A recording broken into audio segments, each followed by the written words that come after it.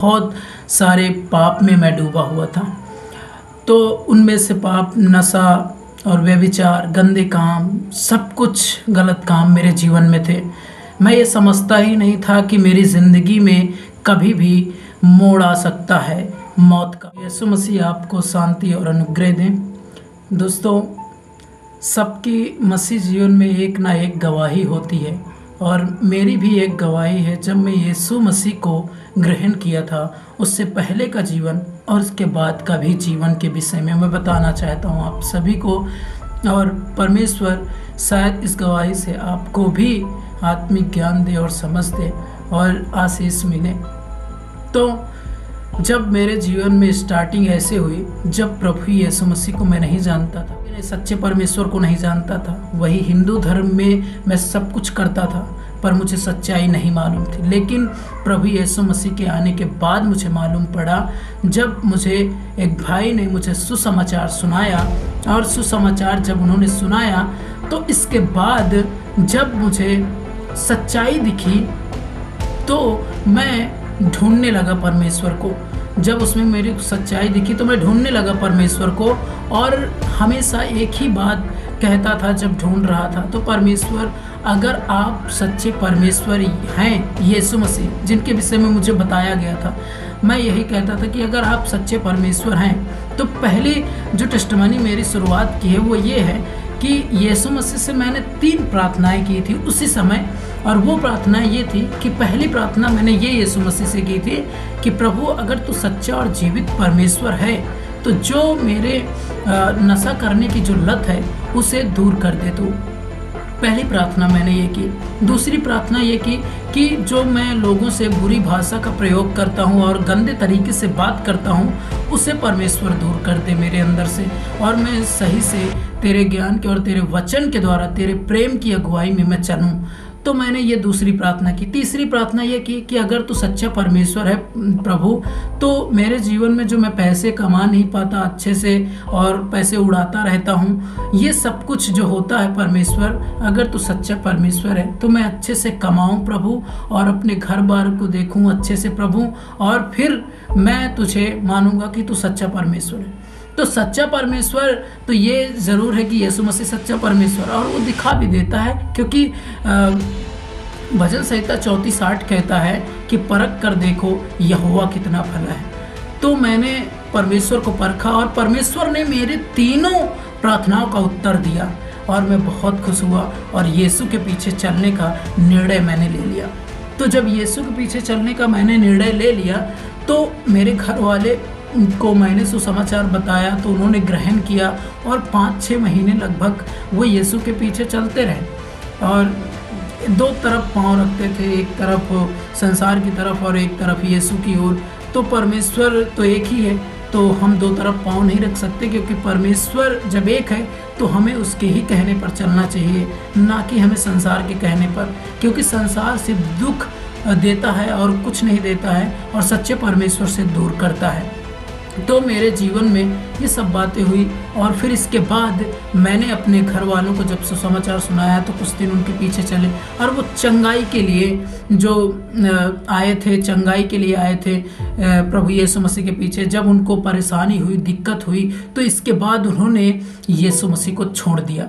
यीशु मसीह को जब उन्होंने छोड़ दिया, तो फिर इसके बाद उन्होंने, जब मैं यीशु के पीछे चलता रहा, हमेशा मेरे जीवन में बहुत सारे सताव आए। जब चलता रहा तो उन्होंने मेरा सताव करना शुरू कर दिया, मेरे घर वालों ने। और मेरे घर वालों ने जब सताव करना शुरू कर दिया, तो मेरी कम उम्र में शादी हो गई। जब मैं प्रभु को नहीं जानता था तो लव मैरिज मैंने शादी कर ली थी, लेकिन प्रभु को जब जाना तो सब कुछ जाना कि ये सब कुछ पाप था और ये मनुष्य को नहीं करना चाहिए था। लेकिन मैंने जाने अनजाने में वो सब काम किए, लेकिन प्रभु ने अपनी दया में उन्हें सब कुछ क्षमा किया जब मैंने उसे उद्धारकर्ता और प्रभु स्वीकार कर लिया। तो फिर इसके बाद मेरे घर वालों ने सताव करना चालू। मेरी वाइफ प्रेग्नेंट थी, और प्रेग्नेंट जब बच्चा होने ही वाला था, तो उस समय मुझे घर से निकाल दिया गया। तो मैंने सिर्फ एक ही अंदर सोच रखी थी कि प्रभु तू सच्चा है और तू अपने लोगों को कभी भटकने नहीं देता है।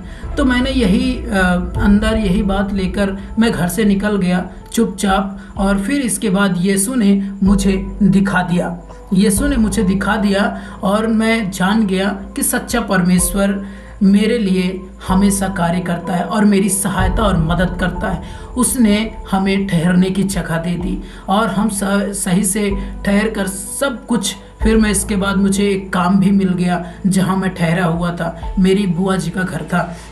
परमेश्वर ने वहाँ मुझे जगह दी और मैं वहाँ पर काम किया। फिर एक रात मेरे वाइफ को पेन होने लगा, दिक्कत होने लगा, तो फिर एम्बुलेंस बुलाई गई रात को। फिर एम्बुलेंस जब बुलाई गई तो ले गए उसे हॉस्पिटल। फिर नर्स जो थी, डॉक्टर, फिर ये बोल रहे थे कि इनका ऑपरेशन करना पड़ेगा, वहाँ से रेफ़र कर रहे थे हॉस्पिटल से। लेकिन मेरे अंदर यही बात थी कि परमेश्वर जो तू चाहेगा वो मेरे जीवन में होगा। तो मैं यही आस लगा के बैठा था, मेरे पास कोई रास्ता नहीं था, तो मैं यीशु पर विश्वास करके बैठा था। फिर यीशु ने मुझे दिखा दिया। फिर इसके बाद क्या हुआ कि मैंने अपने सभी मसीह भाई बहनों से प्रार्थना करने के लिए कहा और फिर मैं खुद भी रात भर प्रार्थना करता रहा। फिर मैं प्रार्थना करते करते मुझे नींद लग गई। फिर सुबह के 4 बज गए। 4 बजने के बाद फिर मुझे नर्स का फ़ोन आया। नर्स का जब फ़ोन आया तो उन्होंने मुझे कहा कि बधाई हो, आपको बेटी हुई। तो मैं बहुत खुश हुआ उस समय, और खुश होने के बाद फिर मैंने परमेश्वर का धन्यवाद किया और सभी मसीह भाई बहनों का कि उन्होंने प्रार्थना की और सब कुछ परमेश्वर ने संभाल लिया मेरे जीवन में। फिर ऐसे ही चलता रहा। फिर एक समय के बाद मुझे घर वालों ने फिर मुझे बुलाया। अब मुझे नहीं पता था कि उनके अंदर क्या था, लेकिन घर वालों ने बुलाया।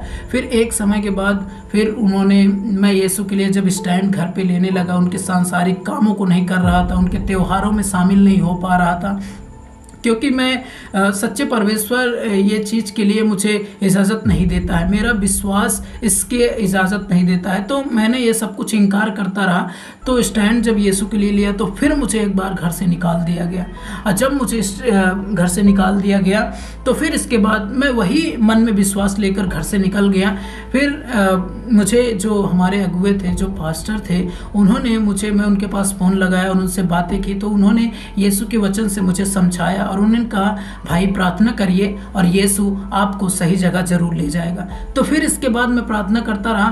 फिर मुझे देखिए इसके बाद परमेश्वर ने उत्तर दिया और मुझे उन्हीं के घर में परमेश्वर ने पहुंचा दिया। मेरे मन में आया कि मैं उन्हीं के पास जाऊं, तो फिर मैं उन्हीं के पास गया। तो उन्होंने मुझे अच्छे से रखा, मेरे परिवार को संभाला, खिलाया पिलाया और परमेश्वर के वचन मुझे सुनाते थे। उनका नाम राकेश था, जो मेरे पास्टर थे, मेरे अगुए थे, जो प्रभु के सच्चे दास थे। और वो काम करते हैं आज भी प्रभु के लिए सच्चाई से, ईमानदारी से, और प्रभु का प्रचार करते हैं। और एक कलेसिया भी, सच्ची जो कलेसिया, वो प्रभु के पीछे चलने वाली कलेसिया है। और वो फिर इसके बाद हमें बाहर जाना था, तो बाहर मैं आंध्र प्रदेश में रहता हूँ, आइसक्रीम का काम करता हूँ। तो मैं वहीं फिर कुछ समय के बाद अपनी वाइफ को लेकर मैं आंध्र प्रदेश चला गया। फिर आंध्र प्रदेश में रहा। फिर आंध्र प्रदेश में रहने के बाद प्रभु ने मुझे अच्छे से वहाँ पर संभाला, सब कुछ हुआ और मैं अच्छे से कमाया, परिवार को भी संभाला। फिर एक समय के बाद मैं यहाँ पर घर पे भी आ गया। हमारे रहने के लिए मेरे पास घर नहीं था, घर वाले ताना मारते थे, लेकिन प्रभु का धन्यवाद हो, ये जो कमरा है ये अभी अभी मैंने बनवाया है। प्रभु की जो योजना थी वो पूरी हुई और प्रभु ने मेरी मदद की, अच्छी कमाई हुई। इसके बाद मैंने ये कमरा बनवाया और प्रभु का धन्यवाद है कि मेरे रहने का स्थान प्रभु ने दे दिया और अच्छा घर मुझे बन गया। और प्रभु का मैं धन्यवाद करता हूँ कि मैं ही नहीं, केवल बहुत सारे प्रभु के लोग हैं जो प्रभु उनकी मदद करता है। सच्चे विश्वासी के साथ परमेश्वर हमेशा खड़ा रहता है और हमेशा परमेश्वर उनकी मदद करता है। तो वैसे ही मेरे साथ भी खड़ा रहा परमेश्वर, और मैं प्रभु का धन्यवाद करता हूँ कि प्रभु ने हर पल हर समय मुझे संभाला। प्रभु का वचन कहता है कि मार्ग और सत्य और जीवन मैं ही हूँ। तो उस पर जब हम विश्वास करते हैं तो मार्ग और सत्य और जीवन जब एक मनुष्य को मिल जाता है तो इसके बाद उसे कोई चीज़ की ज़रूरत नहीं होती, क्योंकि उसका जीवन का मार्ग और जीवन का सत्य और सब कुछ उसे मिल जाता है। क्योंकि जब यीशु मिल जाता है तो जीवन का सब कुछ उसके पास आ जाता है। जो उसके लिए ज़रूरतें हैं, परमेश्वर उसकी ज़रूरतें भी पूरी करता है और सही समय पर उसके लिए जो योजना परमेश्वर बनाता है वो पूरी भी करता है परमेश्वर। तो मैं प्रभु का धन्यवाद करता हूँ। मेरी गवाही यही थी और मैं आप सभी से यही रिक्वेस्ट करना चाहूँगा कि परमेश्वर में सच्चाई से चलते रहिए, क्योंकि परमेश्वर झूठा नहीं, सच्चा है और परमेश्वर कभी अपने लोगों को निराश नहीं होने देता है। बस आप यीशु के लिए हमेशा खड़े रहिए और यीशु में बढ़ते रहिए। प्रभु आपके साथ रहेंगे और प्रभु हमेशा आपको आगे बढ़ाएंगे। तो प्रभु यीशु मसीह आप सभी को आशीष दें, प्रभु यीशु मसीह के नाम से, आमीन।